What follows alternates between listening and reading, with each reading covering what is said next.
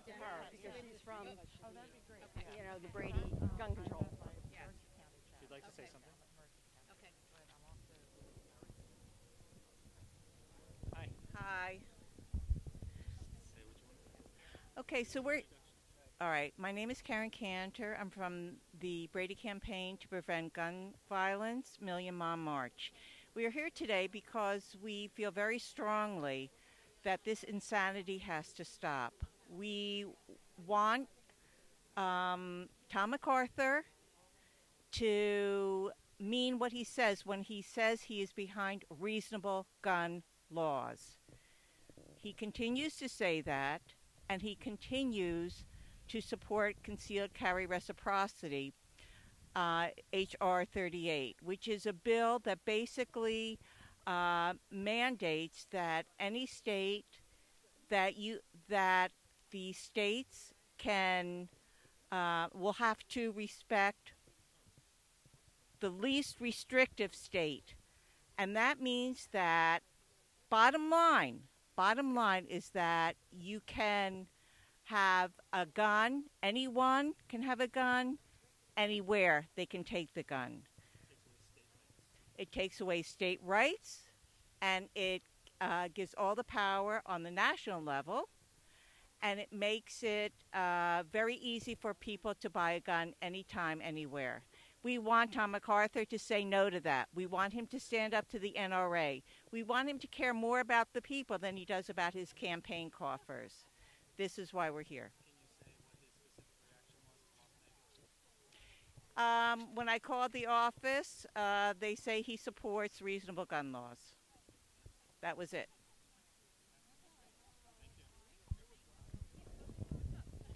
That was it. Perfect. Where are you from? Citizens Media TV. Oh, okay.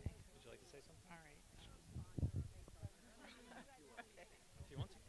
Sure. Why are you here?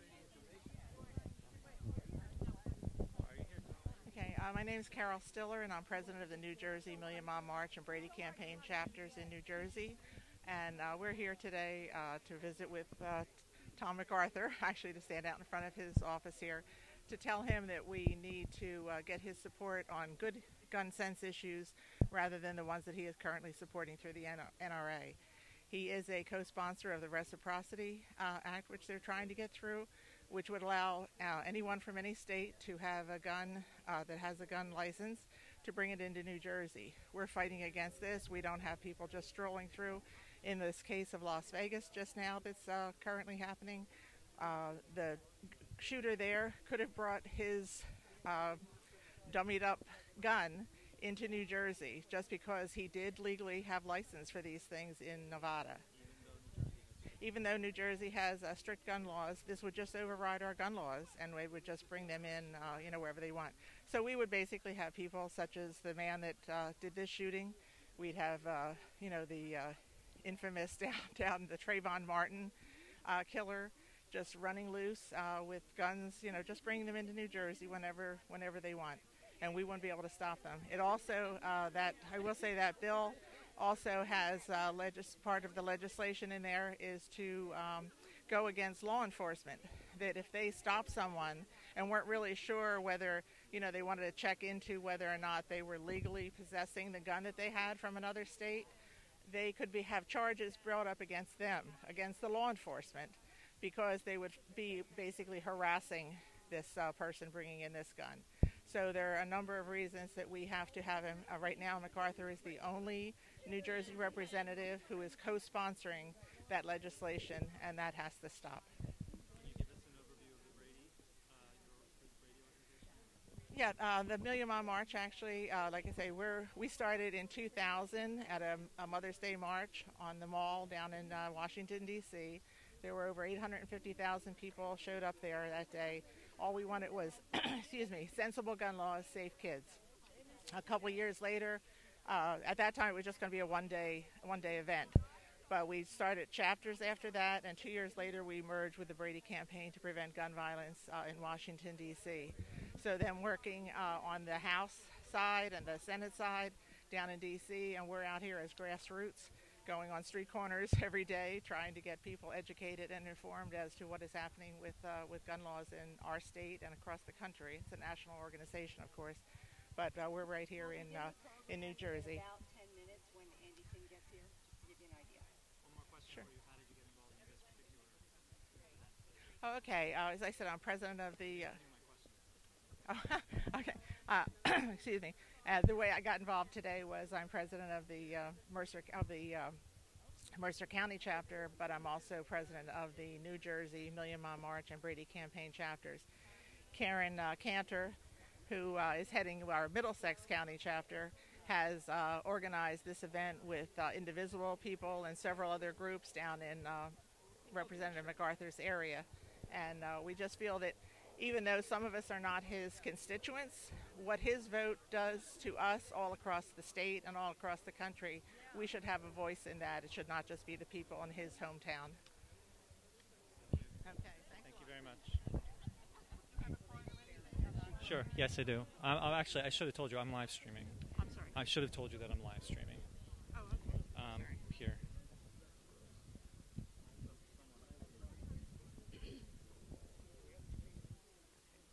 Thank you very much. Great, thank you. And actually, just people don't. I don't think a lot of people know who Brady is. I just know very basically. I know that in the early '80s, I remember, maybe I witnessed it. In the early '80s, he was the one person that was severely injured in the Reagan assassination attempt. John Hinckley tried to assassinate President Reagan at the time, and Jim Brady was his press secretary. And as he said afterward, he has passed away since over the last couple of years, but he did live that long. He was paralyzed, and he and his wife just fought diligently to get background checks, background checks on all guns. So Jim Brady, will continue to carry, we will continue to carry his name. Even though, like I say, some of the younger people especially think, who is Jim Brady? But look back, and like I say, he had a lot to do with gun violence prevention, and he and his wife both died over the last couple of years, and we sorely miss them. But in their honor, we're continuing this fight, certainly. And like I say, it is a national organization. Just go to bradycampaign.org and get involved. Thank you. Thank you.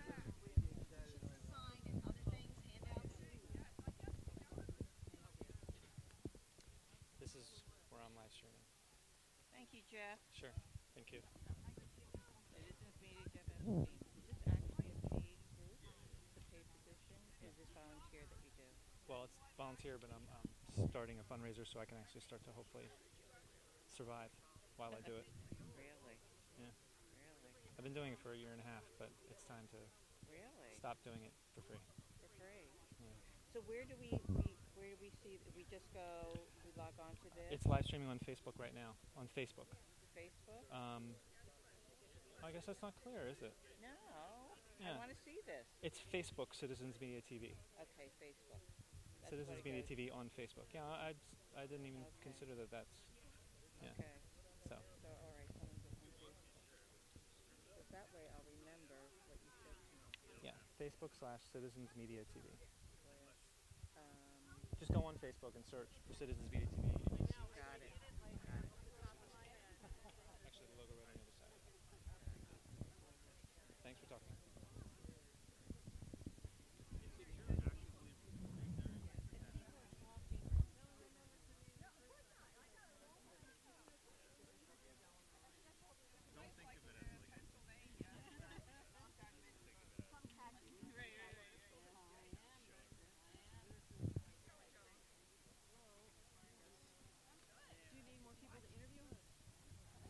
I am always interested. Just spoke with her. Okay, so we can't How about you? Sure. Go for it. Say when. Okay. My name is Dr. Eileen Hill. I'm one of the coordinators of South Jersey Now Indivisible. We're here today because Now Indivisible, yes. We're here today because we cannot believe there has been yet another massacre in the United States, which is completely preventable. The NRA does not run this country, despite the fact that they think they do. In fact, the people run this country. The people actually have the power in this country.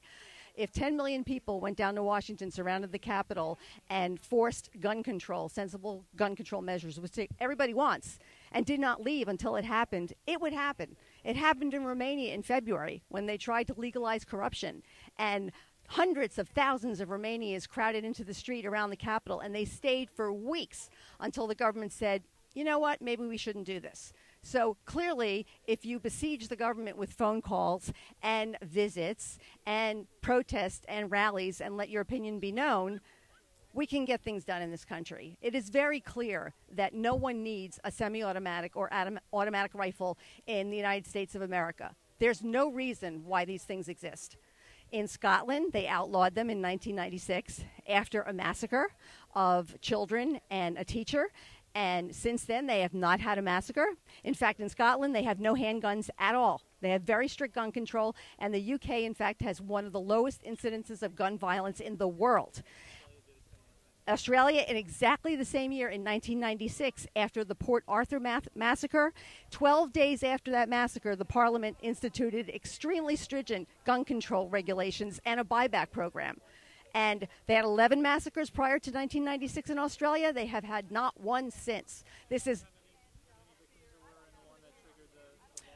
not as many as Las Vegas. I'll tell you that. It was 35 people died in Australia. It's not as many as Las Vegas. So clearly, this is a solvable problem, and it's not that difficult. So when people keep saying, oh, we'll talk about it for a little while, and the Republicans say don't politicize this, that's a bunch of BS. You know, of course we can do this. Of course we don't need semi-automatic and automatic weapons in this country. You know, when they say, well, don't talk about it now, the victims are still, you know, they're not even cold. We shouldn't be talking about this now. Did people wait several days or weeks after 9/11 to act? No, of course they didn't. So are the people in Las Vegas less dead than the people in New York because the people in Las Vegas were killed by an American and the people in New York were killed by a foreign terrorism? Are they less dead? Of course it makes sense to do something immediately. So we have to stop listening to the politicians and stop listening to the BS of the NRA and do what, quite frankly, is common sense and the majority of Americans want. It's sort of, I don't know if the term's ironic or whatever, but for a politician to say we shouldn't politicize, because by definition everything that comes out of their mouth is politics. And of course they only say that because they don't want to talk about the issue. Right. Thank you for talking. Did I give you my card? It's we're live streaming on Facebook. Oh, cool. Just search for Citizens Media TV and look for that logo. Yes, I've seen your stuff. Thank you. Done some other stuff. Great.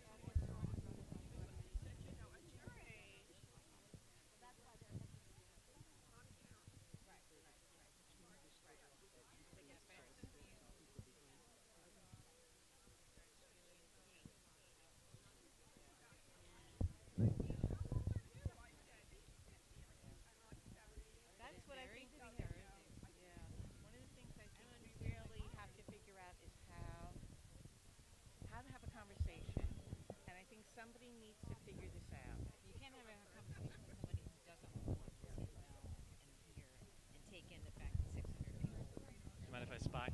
shot by one guy who happens to be a wealthy white guy. Yeah. Which makes everybody's like, oh, it really sucks that he's, giving us gun owners a bad name.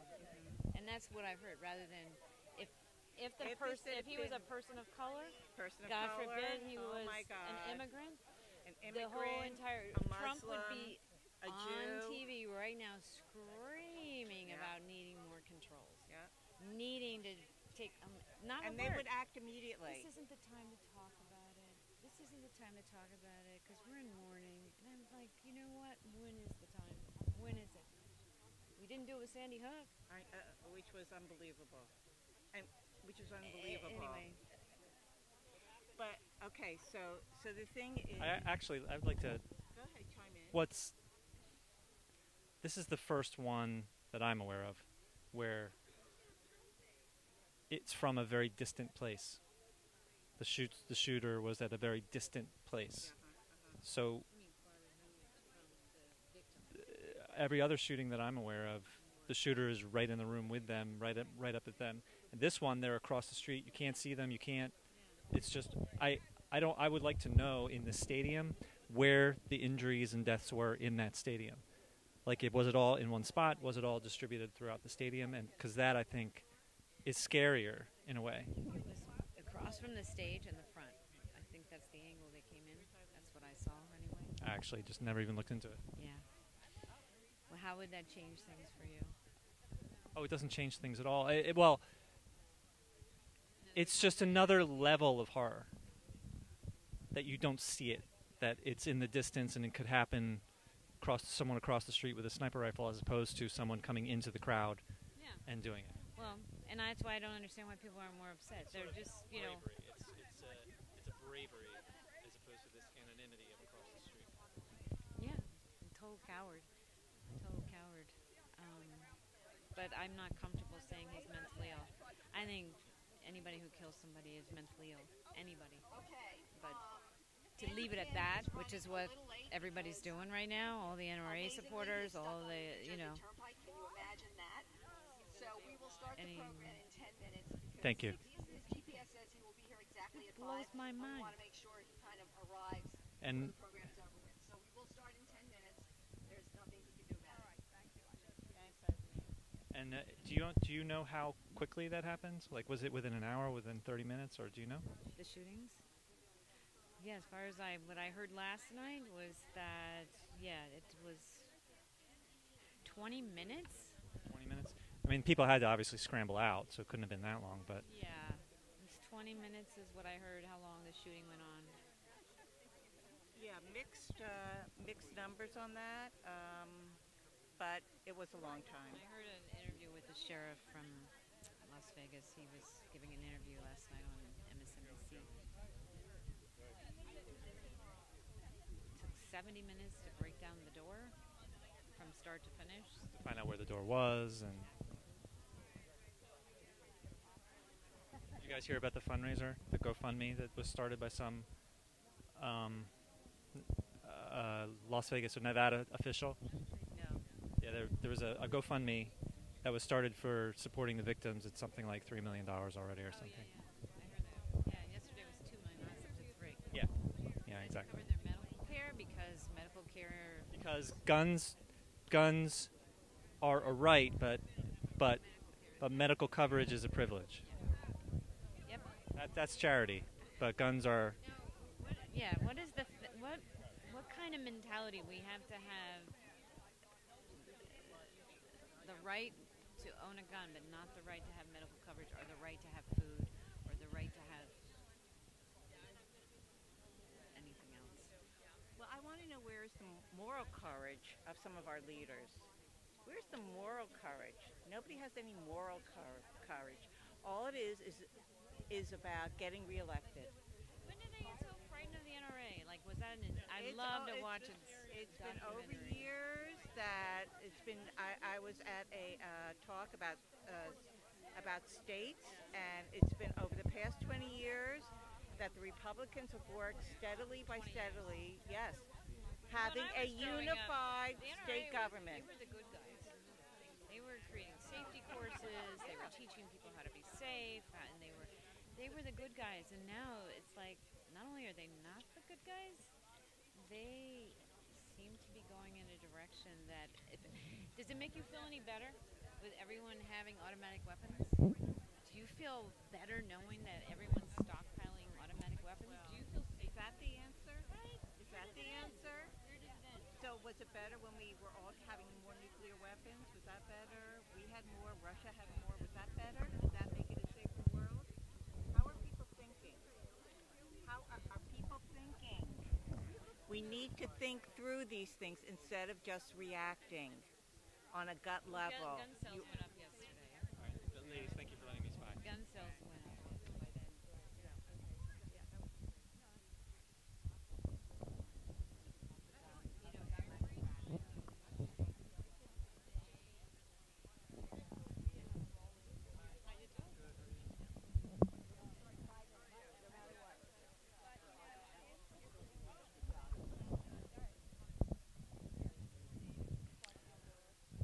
Laurel, all right. Thanks for the statement. Feedback, Laurel. I'm going to test the audio for a moment. So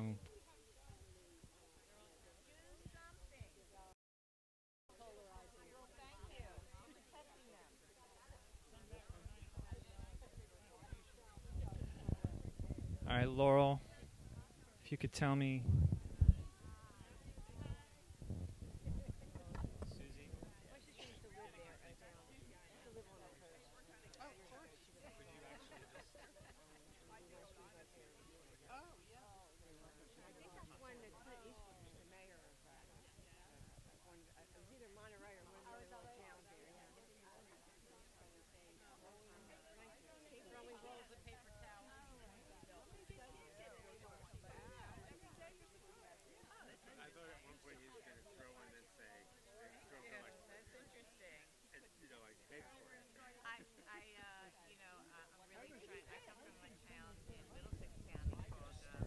Say something and you'll tell me if you can hear. Exactly. Thank you. Please turn up your volume. I'm just going to do testing, whatever, and just tell me if you... All right, we're testing the volume. Testing 1, 2, 3, Susie Zander. Can you hear? How's it sound? How's the volume? You can hear clearly? All right, good. Thank you.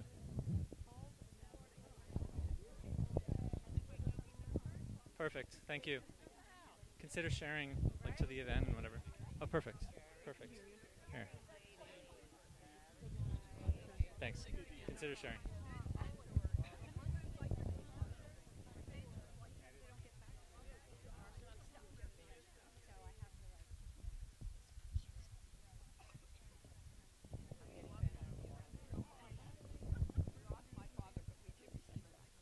Hey, Deb.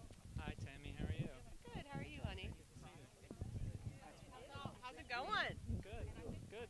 Do you wanna say something? No.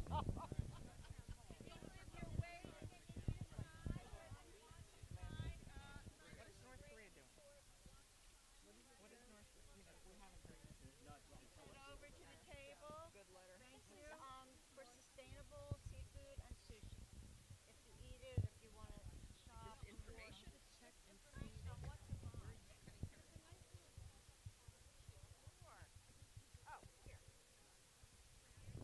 The audio is no better.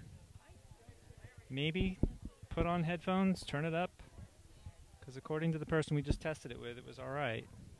And my battery, I checked the battery for the microphone, and it seems okay. Yeah. Seems okay on my end, and I turned it up as far as I possibly could go.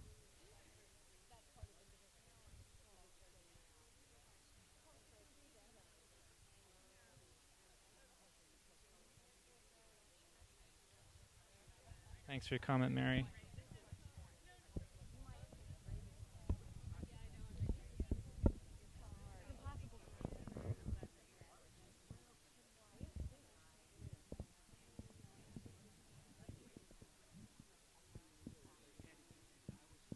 Hey, Jeff. Hi, Diane. Just have some little.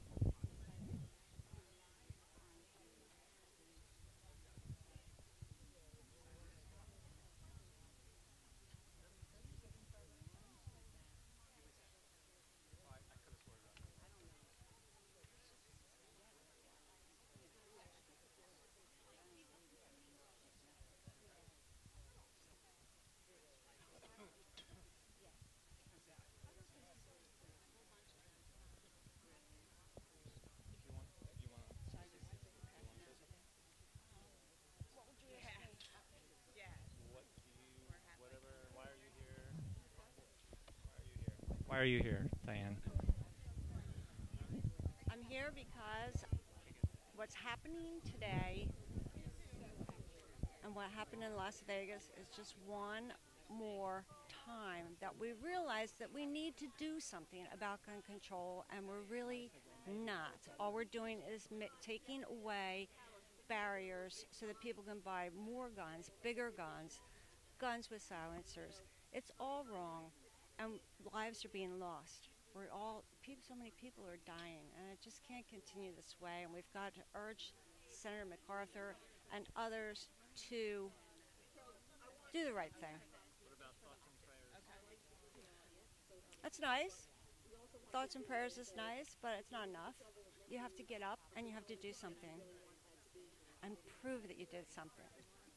Thank you. Thanks. Thank you. You too.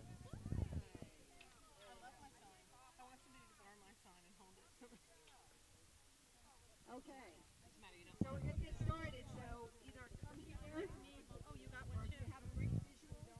Or you're just really good looking and you're wearing bright colored clothing, and then go behind there.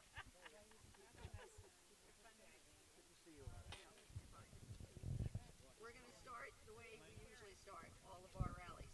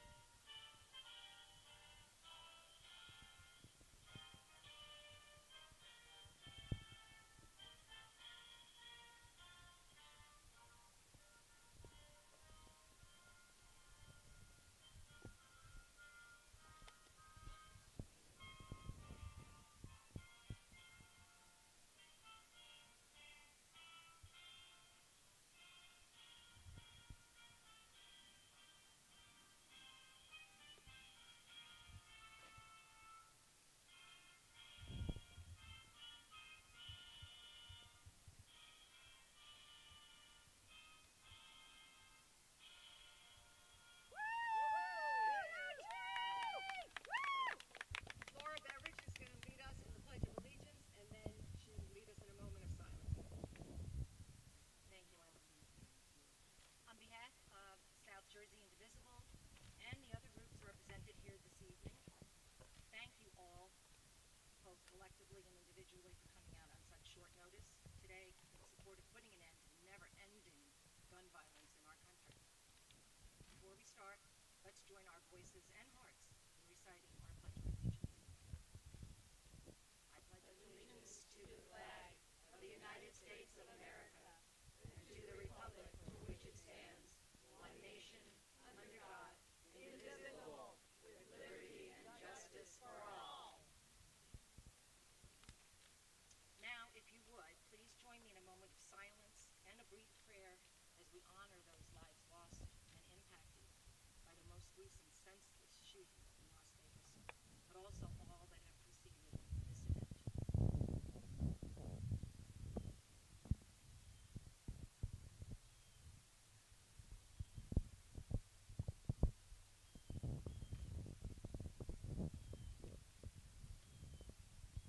Thank you, God, for all the good things you have provided to me and everyone gathered here today. Please help me to help others who need my help. Help everyone on this planet to have everything that they need, and help us all to help each other to live happy, healthy lives here on Earth. Teach us to use our freedom for good and to help to preserve and strengthen the freedom of all by respecting and upholding its laws, and by using our efforts wisely when those laws need to be changed, by supporting our law enforcement agencies, by informing ourselves on current issues, by voting regularly and wisely, and by honoring the rights of other people. Amen. Amen. Just to give you an idea of what's going to happen, for those of you who don't know me, my name's Dr. Eileen Hill. I'm one of the coordinators of South Jersey Now Indivisible, and I'm here with Karen Cantor from the Brady Campaign, and also the Million Women's March, as well as New Jersey Congressional District 3 Facebook group. NJ 3rd Congressional District. I was close. Run by Susan Panzias. We have 4 speakers, just so you know what's going to go on. We were going to have Andy Kim, our congressional candidate to replace MacArthur, go earlier, but he's stuck on the turnpike, but he should be here in 15 minutes. So I'm going to start off.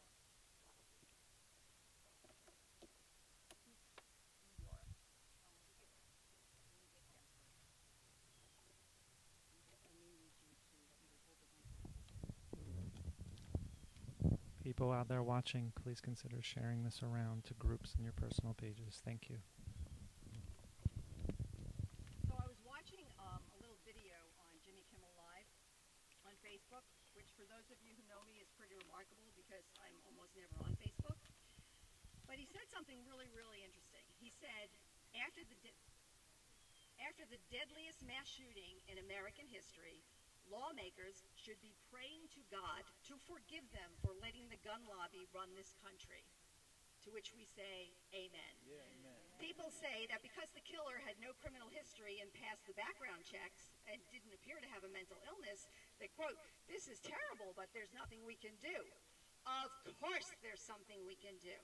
Actually, it makes it really obvious that the problem is access to weapons that can be used like machine guns to mow down the largest number of people in the shortest amount of time.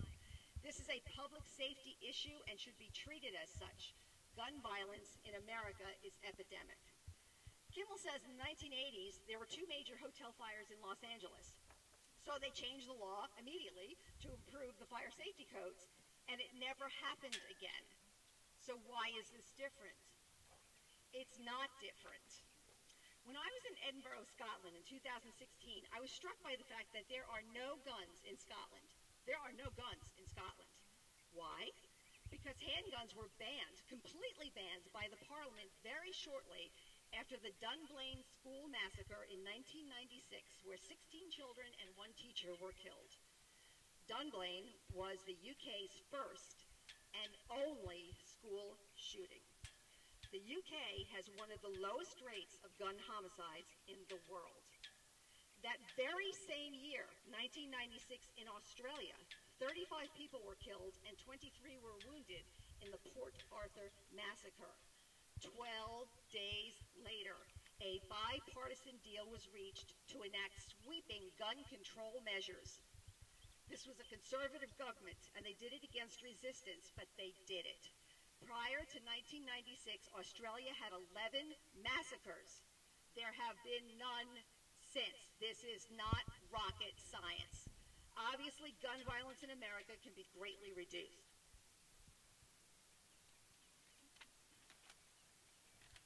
The majority of Americans want common sense gun control. Every poll shows this. Yet the NRA fights even the most non-controversial issues, like banning people on the no-fly list from owning guns. So if they're banned from flying, we want them to have guns. That makes sense, right? Or closing the loopholes so that people can avoid background checks by buying guns online or at a gun show. Why would anyone listen to this organization? Well, of course we know why. Money and their endorsement. The NRA insists that any regulations at all, any, are a slippery slope to taking away your guns. Republican senators and congressmen tell us not to politicize the issue. It's too soon. It's not fair to the victims. Garbage. Did the U.S. government wait several days or weeks to act after 9/11? Of course not. Are the people in Las Vegas less dead than the ones in New York because they were killed by an American and not outside terrorists? Are people unable to fly on airplanes now because of the security regulations that were put in effect after 9/11? You have to label the NRA rhetoric for the BS it is. Our senators and congressmen and women are elected by their constituents. They are obligated to represent the interests of their constituents, not the NRA. This isn't hard. No matter what they think, in fact, the NRA is not in charge of this country. The American people are the power in this country. When the American people make their voices heard relentlessly and in large numbers, Congress responds. The vast majority of Americans want common sense gun control. What if millions of Americans surrounded the Capitol and refused to leave until there was sensible gun control? We would get gun control. This happened in Romania in February. The government attempted to legalize corruption, and guess what? Hundreds of thousands of people poured out into the streets and stayed there for 2 weeks. And you know what? The government caved. We are the power in this country. We have used it before. When Congress attempted to abolish the ethics office at its very first action in 2017, The immediate, intense public blowback quashed it. Remember that? Yep. Sorry about the page turning.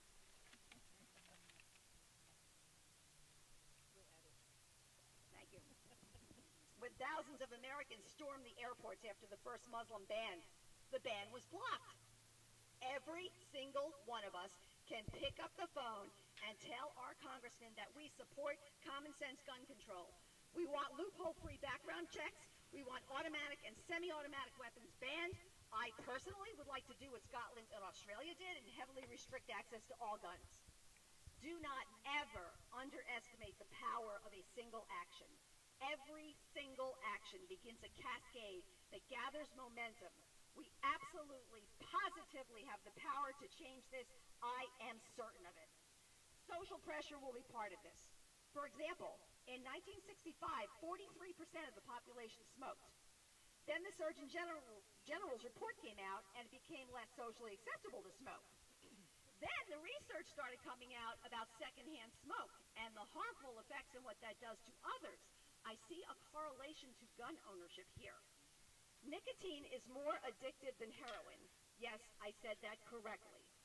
Nicotine is more addictive than heroin. Despite that, today, only 17% of the population smokes. The evolution of LBGT rights and gay marriage are another example. We have seen this over and over and over again, where mores change and a social climate change and things become different. So don't listen to people who say it's the same old, and it always has to be this way. It does not. Post the video of this rally to your Facebook pages. It will be on Indivisible South Jersey Now Facebook page. Our card's up here as well as many others. Other people will watch. They'll pick up the phone. Other rallies nationwide will produce the same results. Tell your coworkers, your family members, your book club members to pick up the phone. To those naysayers, I will remind them of what I said at my first town hall, February 22nd. After World War II, did anyone ever think we would be best buddies with Japan? Did anybody ever think that Germany would be the leader of the free world in Europe? So don't tell me that something isn't possible. Anything is possible. And we can make it happen. 130 million or so people voted in the last election, a 20-year low. 90 million people did not. Donald Trump won by 77,000 votes in the key states for his electoral victory. I predict that many more people will be voting in 2018. So while we wait, we will continue to rally and continue to make our voices heard. The sleeping giant that has been awoken in America is discovering the power of its collective voice. I quite frankly think it's a beautiful thing to watch, and I applaud all of you for being part of it. Thank you.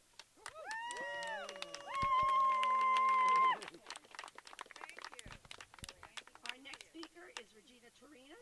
She is also extremely active in South Jersey Now Indivisible, our Facebook coordinator, and she has personal experiences to talk about.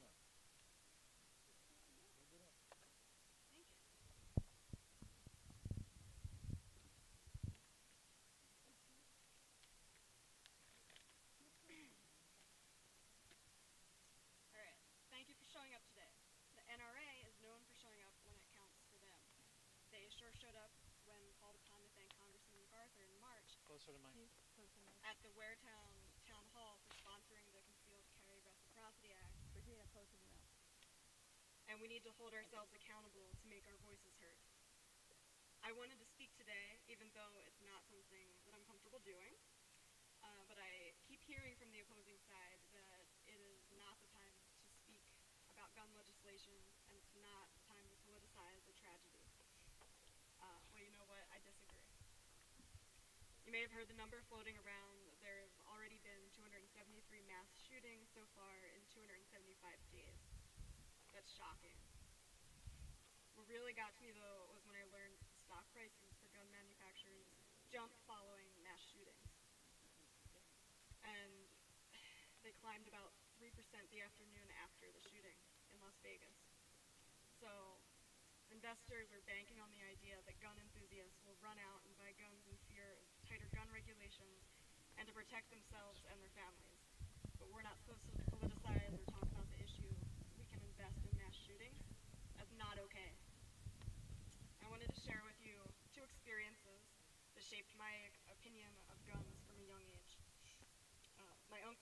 15 years old and playing hooky from school with his 16-year-old cousin and his girlfriend's younger brother, who was only 10 years old. My mom was 18 and was home but showering while they were in the bedroom playing. Okay. I want them to hear this. Playing with my grandfather's old rifle, which she described as an antique rifle that had to be dry, to be unloaded if it had rained. And it had rained, so my grandfather had left it out and loaded. The boys were horsing around, and somehow my uncle pulled the trigger, and the bullet went through his cousin's arm and into the little boy's head. My mom came out of the shower, and when she heard screaming and running down the stairs. She recalled some really graphic images to me, and I cannot imagine living with those experiences. My uncle couldn't. My mom told me that he always said that he should die for taking a life, and about 10 years later, he used a shotgun to end his life in a bar. My mom said they all grew up around guns and knew how to use them properly and how dangerous they were, but her brother was still just a kid and shouldn't have had access to the gun. The second story was I remember seeing my kindergarten best friend's picture on the news during a vacation to the Poconos, and I was excited, but it quickly turned to dread when I heard the newscaster continue with the story. He was 8 years old and had been allowed to go to the corner store for the first time to buy Oreos for his sick mother. Unfortunately, the store was being robbed, and the store owner took out his own gun and aimed to shoot the robber, but he shot my 8-year-old friend instead and killed him. So whenever I hear of people buying guns to protect themselves, I think of my 8-year-old friend's life was cut short. While I clearly do not like guns, I don't aim to ban guns. I just want them in the hands of people who know how to use them properly in critical situations and who will keep them out of the hands of children, domestic violence offenders, and people who wish to stockpile assault weapons. Thank you. Thank you.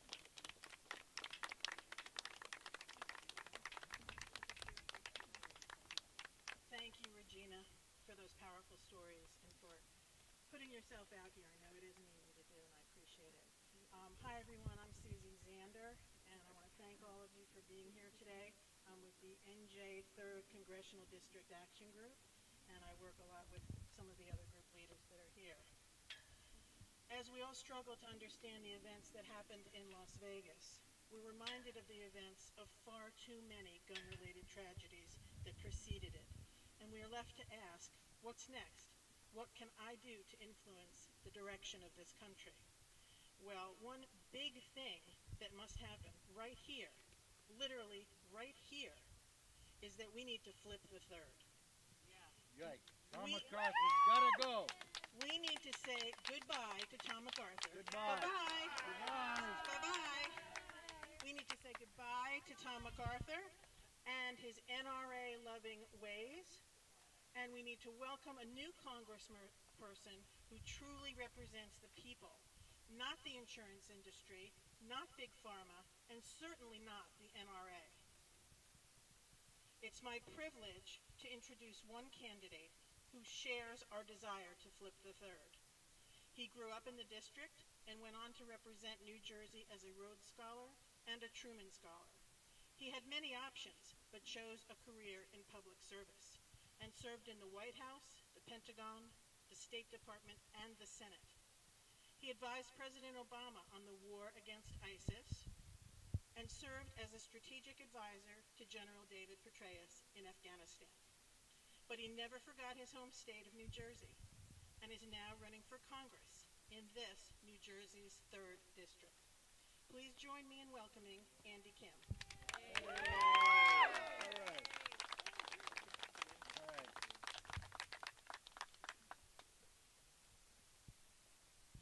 Thank you, everyone, for having me here today.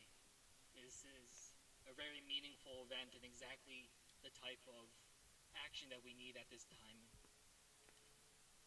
I am here today not as a candidate, but as a constituent, as a voter, as a father who's concerned about the future, concerned about our health, our well-being.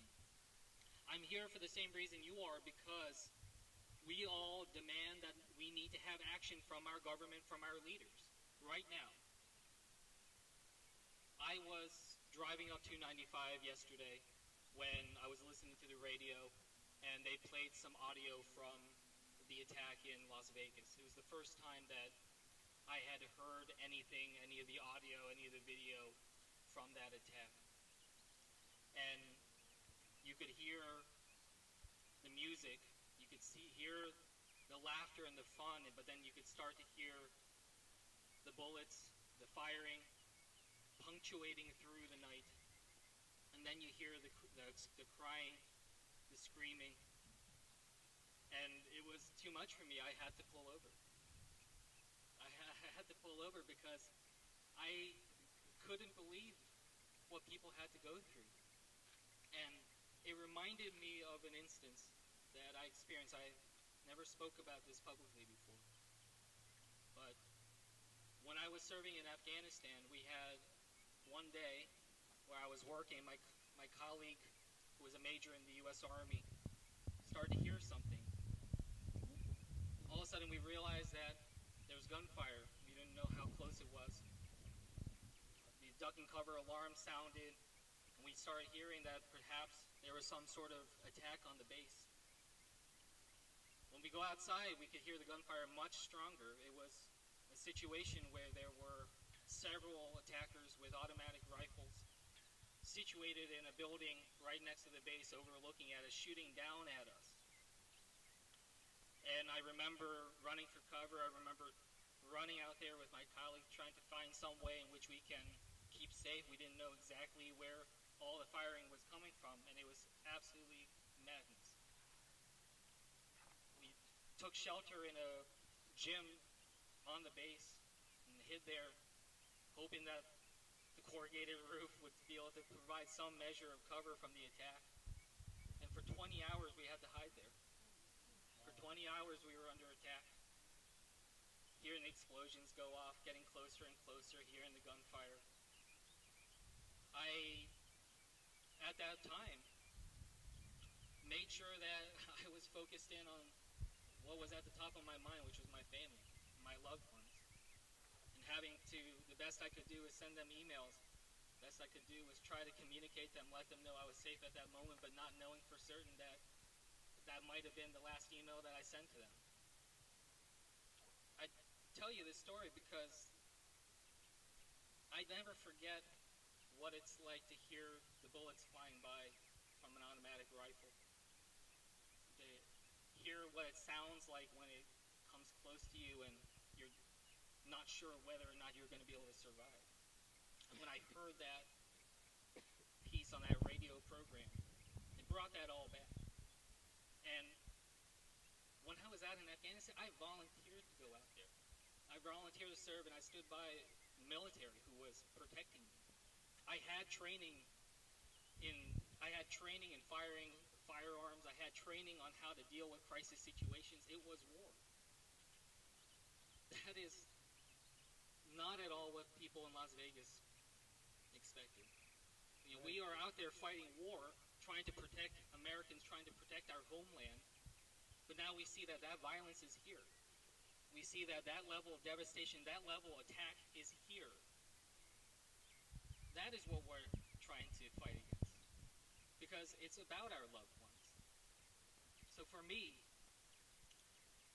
I'm here again, not as a candidate. I'm not here as a constituent, because this isn't about 2018. 2018, it's going to be too late. You know, we need action right now. Now. We need action right now. And I am not going to wait another day. You know, we're going to hear because we know that we cannot go on. I grew up down the street from here. I was in high school when Columbine happened. I know exactly where I was when Sandy Hook happened. I do not want to measure my life based on tragedy. Right. I do not want to think about all these moments that I can't get out of my head because they're seared into my memory. And now there's one more. This week, I will never forget when I was at the breakfast table with my two kids and realized that there was a massacre overnight in Las Vegas. That is why we're fighting. Because it's for our loved ones. And what I want to say to our leaders, I want to tell them, this is not about Democrat ideas or Republican ideas. When I'm in Afghanistan, nobody ever asks me if I'm a Republican or a Democrat. We're just serving the country. We're trying to protect Americans. And that's exactly what this is all about. So that's why I say I am not here as a candidate, because I am here as a concerned citizen. I'm here as a father.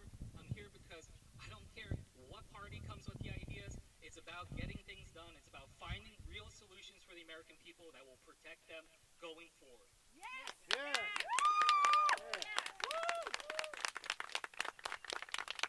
This isn't about being bipartisan. It's about nonpartisan. This is an issue that all Americans agree on. We all know that we want to protect our loved ones. And that's what this is all about. And that's why we are all here. And I am so grateful for the opportunity to speak with you today. And I stand here side by side with you, not only here, but on this journey going forward as we make sure that we keep America safe, we keep our loved ones safe. Thank you so much.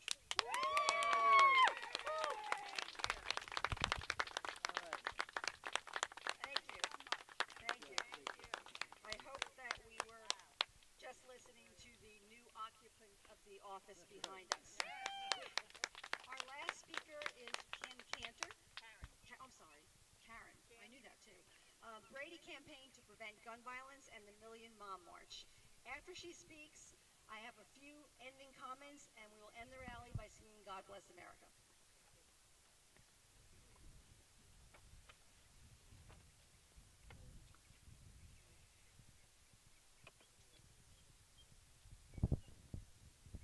First of all, my name is Karen. My name is Karen Cantor. I want to thank all the wonderful, and it was women who did this, women from all the indivisible groups who, when I called them 2 days ago, put this all together. I had an idea, but it was these women from these groups who made it happen. I really want to thank you so much. And I really want to thank all of you so much for coming out and supporting them, because it is not one person's job alone. It can't happen that way. I represent the Brady Campaign to Prevent Gun Violence, Million Mom March. Our organization has been active for over 30 years, working to change the dialogue on gun violence prevention. Sunday night, People Out Country Music Festival in Las Vegas. We're relaxing and enjoying the music, each other's company, and the night air. Then for whatever reason, a lone shooter murdered 58 people and injured over 500. This extraordinarily senseless tragedy has gotten our attention. Horror, mayhem, innocence. And yet our Congress people continue to say that this is not the time to politicize. This is not the time to talk about guns. In fact, the third-ranking Republican in the Senate, John Thune from South Dakota, had this to say, quote, "Little can be achieved through legislation. I think people are going to have to take steps in their own lives to take precautions, to protect themselves. And in situations like that, try to stay safe. Right, yeah, right. As somebody said, get small." End quote. Blame the victim is his chosen response. But we here today have a different choice. We choose to act. Although prayer vigils have their place and importance, we must bind them together with action. My nephew, Rabbi David Ingber, was on the Today Show yesterday with Cardinal Dolan and said that religion must serve as the oxygen and not the opiate of the masses. We must engage in action. We can make choices. Do we buy a gun, or do we work to pressure our politicians to stand on the right side of history and make sensible gun laws Senator Chris Murphy, representing Connecticut, home of the Sandy Hook tragedy, pleaded with his fellow senators to act. Do something. He gave them a list of so many things to do. Oppose the share bill. Oppose concealed carry. Oppose the bill which allows mentally ill vets to access to gun permits. We here must demand that of our representatives to Congress. We are the people. Tom MacArthur must stand up to the NRA and oppose the concealed carry reciprocity bill, not co-sponsor it. He must work to protect his citizens, his constituents, and not protect his campaign coffers. Amen. What can you do? Create a county Brady chapter. Donate blood. Go to the American Red Cross site. They need donations of blood. Have everyone you know in this district call MacArthur's office and tell him that reasonable gun laws means opposing concealed carry bill, means opposing the share bill with its talk about deregulating silencers. What will you choose to do? Thank you.